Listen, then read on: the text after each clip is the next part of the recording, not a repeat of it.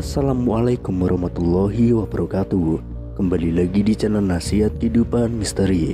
Pada video kali ini kami akan membahas tentang misteri Nyi Roro Kidul. Seorang raja yang memiliki indera keenam melihat Nyi Roro Kidul melaksanakan ibadah haji di Baitullah Mekah, Arab Saudi. Bahkan konon katanya, usai melaksanakan ibadah haji tersebut, nama Nyi Roro Kidul pun berubah dengan nama yang sangat islami. Sebagian orang mungkin mempercayai kisah tersebut, namun tidak sedikit juga yang tidak percaya dan menganggap hanya dongeng belaka. Dalam mitologi Jawa, Nyi Roro Kidul adalah sosok dunia lain yang terkenal dan sangat berkaitan erat dengan ilmu spiritual. Dia juga diyakini sebagai masyarakat, sebagai penguasa pantai selatan atau Ratu Pantai Selatan. Konon Nyi Roro Kidul adalah seorang putri cantik dari kerajaan Pajajaran. Dia kemudian mengalami penyakit kulit yang menjijikan akibat diguna-guna oleh seorang dukun. Karena keadaan itu, dia kemudian melarikan diri ke Laut Selatan dan melompat ke laut yang berombak sangat ganas itu.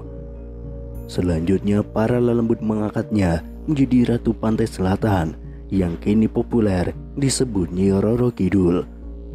Lantas benarkah Nyi Roro Kidul beragama Islam dan juga berhaji? Boleh percaya atau tidak, penguasa Pantai Selatan itu ternyata sudah berhaji dan kini dipanggil Hajah Siti Syarifah. Mantan Ketua Pemuda Muhammadiyah Habib Kirzin bertemu dengan Raja Ternate Sultan Muzaffar Shah saat beribadah haji di Mekah, Arab Saudi. Pertemuan itu membawa kabar yang amat menarik. Sultan Muzaffar Shah diyakini memiliki indera keenam, mengaku melihat Nyi Roro Kidul ikut berhaji dengan menggunakan pakaian haji berjilbab. Paginya Nyi Roro Kidul ke Mekah untuk melaksanakan ibadah haji bebarengan dengan para penguasa alam lainnya di luar manusia.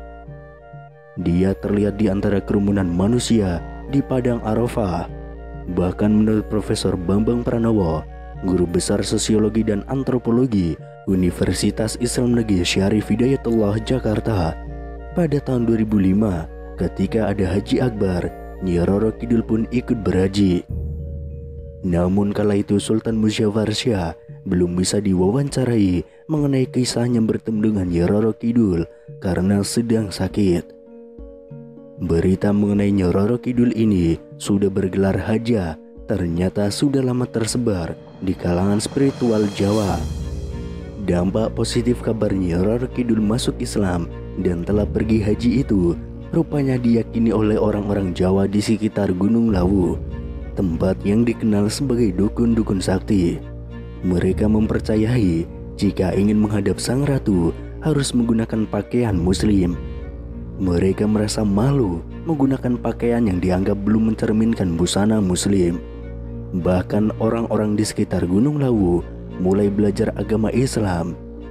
Jika dulunya mereka hanya pakai kemben atau kebaya, kini mereka memakai pakaian muslim lengkap dengan jilbab. Bahkan sang ratu pun dalam perwujudannya sudah tidak lagi memakai kemben seperti dalam lukisan. Kini dia menutup auratnya, termasuk memakai jilbab setelah berhaji. Seperti yang kita semua ketahui, Nyi Roro Kidul atau Ratu Pantai Selatan sangat populer di kalangan masyarakat Pulau Jawa. Nyi Roro Kidul merupakan sesosok roh atau dewi dan dikenal sebagai Ratu Laut Selatan. Konon Nyi Roro Kidul merupakan putri kerajaan Sunda yang diusir ayahnya karena ulah ibu tirinya. Kedudukan Nyi Roro Kidul sebagai Ratu Lelembut Tanah Jawa menjadi motif yang populer dalam cerita rakyat dan mitologi. Selain juga dihubungkan dengan kecantikan putri-putri Sunda, masyarakat Sunda mengenal legenda mengenai penguasa spiritual Laut Selatan Jawa yang berwujud perempuan cantik yang disebut Nyi Rara Kidul. Legenda yang berasal dari kerajaan Sunda Pajajaran berumur lebih tua daripada kerajaan Mataram Islam dari abad ke-16. Mitos Nyi Roro Kidul Laut Selatan selalu dihubungkan dengan keberadaan Nyi Roro Kidul. Mitos ini melegenda dalam kehidupan masyarakat yang mempercayai bahwa Nyi Roro Kidul merupakan penguasa Laut Selatan. Dia digambarkan sebagai sosok wanita berparas cantik dan bergaun hijau. Di Laut Selatan dia memiliki tahta pada kerajaan besar yang terdiri atas para lelembut atau makhluk halus.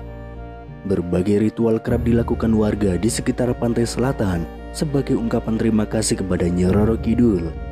Terkait mitos Nyi Roro Kidul, memang belum ada penjelasan ilmiah yang dapat mematahkan kisah tersebut.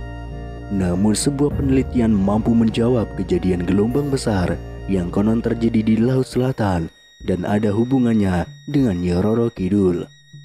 Dikisahkan Panembahan Senopati yang merupakan pendiri kerajaan Mataram Islam pergi mencari bantuan ke penguasa Laut Selatan serta penguasa Gunung Merapi ketika kerajaannya akan diserang oleh kerajaan Pajang. Bantuan tersebut pun direstui. Gunung api meletus dan mengalirkan lahar hingga menggagalkan rencana pasukan kerajaan Pajang. Panembahan Senopati juga mendapatkan dukungan dari Nyi Roro Kidul. Berdasarkan Babatana Jawi, sebelum mendirikan kerajaan, Panembahan Senopati melakukan semedi. Semedi tersebut akhirnya membuat hawa panas yang menyebabkan gelombang besar. Akhirnya Nyi Roro Kidul sang penguasa pantai selatan menemui Panembahan Senopati dan memintanya untuk berhenti karena gelombang tersebut mengganggu rakyatnya. Nyi Roro Kidul berjanji kepada Panembahan Senopati untuk membantu mendirikan kerajaan Mataram Islam. Menurut peneliti LIPI, Eko Yulianto, gelombang besar itu adalah metafora tsunami raksasa yang pernah terjadi di Laut Selatan Jawa. Selain itu, Eko mengatakan bahwa itu merupakan kecerdasan politik Panembahan Senopati dalam mengemas kejadian alam yang benar-benar terjadi untuk mendapatkan legitimasi politik. Eko menemukan bahwa terjadi gempa bumi pada 5 Januari tahun 1699 di Jawa. Gempa tersebut kemungkinan berasal dari jalur subduksi di selatan Jawa. Terdapat waktu-waktu yang sesuai antara temuannya itu dengan kisah percintaan Nyi Roro Kidul dan Panembahan Senopati. Gelombang besar dan gunung meletus di Jawa diperkirakan terjadi pada 400 tahun yang lalu. Hal tersebut berdasarkan penelitian jejak bencana. Berarti hal ini sesuai dengan peristiwa penyerangan kerajaan Pajang terhadap Panembahan Senopati pada tahun 1584 Masehi. Meskipun demikian, penelitian antropologi dan kultur masyarakat Jawa dan Sunda mengarahkan legenda Ratu Laut Selatan kemungkinan berasal dari kepercayaan animistik prasejarah yang jauh lebih tua lagi, yaitu Dewi Prahindu Buddha dari Samudra Selatan.